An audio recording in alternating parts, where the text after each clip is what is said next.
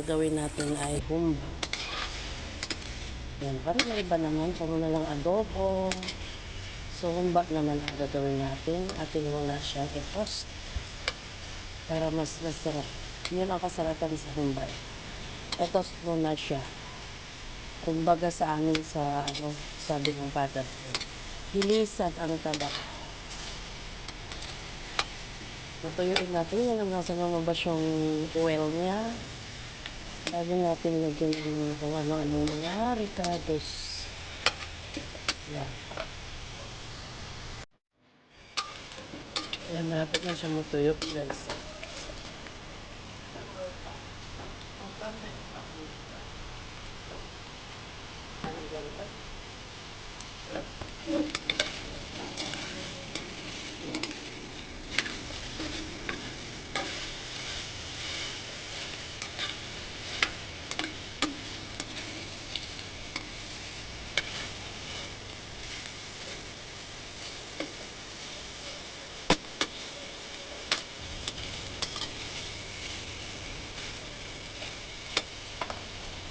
Kumakain ka ng kamote.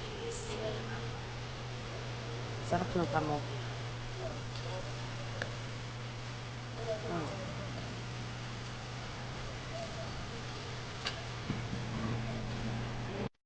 So yun guys, medyo naamoy ko na ang bangunan niya.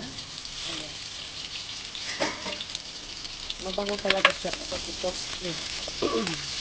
Ano? Ayan. Kaya, sarap talaga pag i-toast niyo muna natin siya.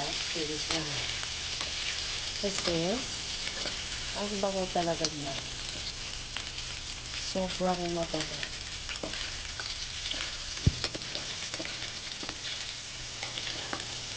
Ganito siya. Kailangan palabasin muna yung oil niya.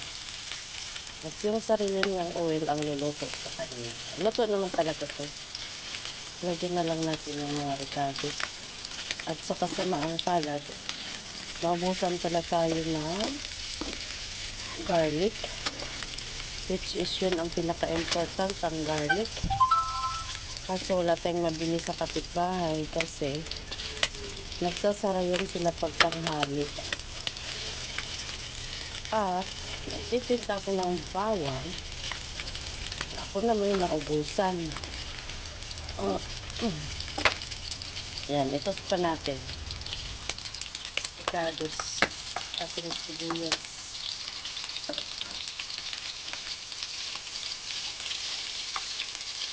Mabango. Diba? Mabango siya.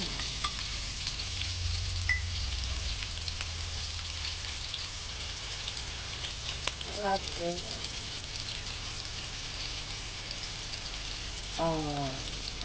black pepper at dahil ng laurel. Bakit may doon siyang dahil ng laurel. Ayan. At maglagay din tayo ng sugar. Diba? Mabango siya guys, ang bango yun. Sobrang amoy pa lang. Ulan. Dapat maganda nito yung dark brown. Kaso, wala tayo. Na, ganun talaga ang life. Tayo sa ulam. Ako bang matalis sa ganito?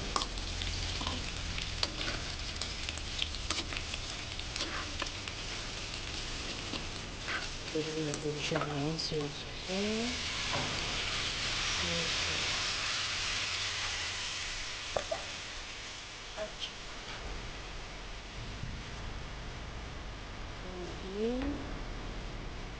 Tubig.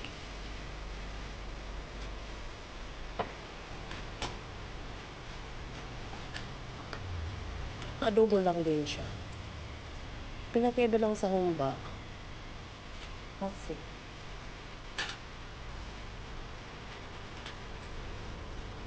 pinotoast mo na yung karne bago lagyan ng mga ricados. Yun nga ang pinagkaiba niya. Tapos, palulutin siya. Yun na yun. Diba? Yun ang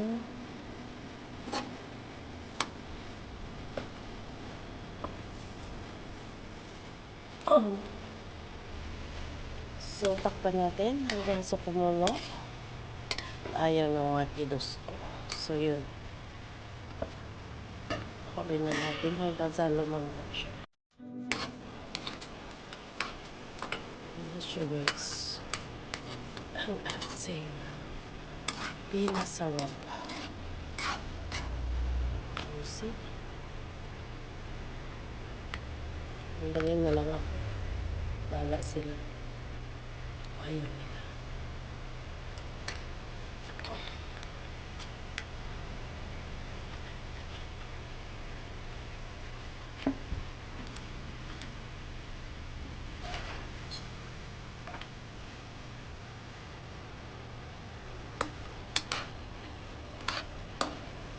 At ating tikman kung sakto na ba ang panlasa niya. Yan, guys. Matigas pa yan. Yun. Palambutin lang natin. Pero, nag-ano na siya, guys. Yung oil niya lumalabas na. Oil na siya.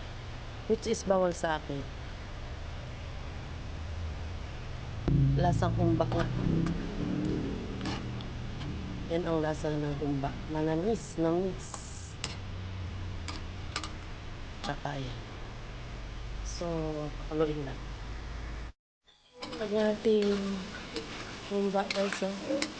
Wow! Ang sarap. O, diba? Oh! Kumikilang na siya guys. Yan na yung saktong loto niya. Ayan. Kita nyo, kumikilang na ang aking humbak. Yan po talaga ang humbak.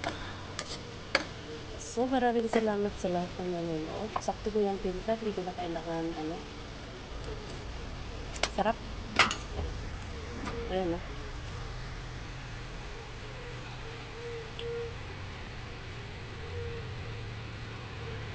Diba? Kumikilang siya sa sarap. Bye-bye, God bless.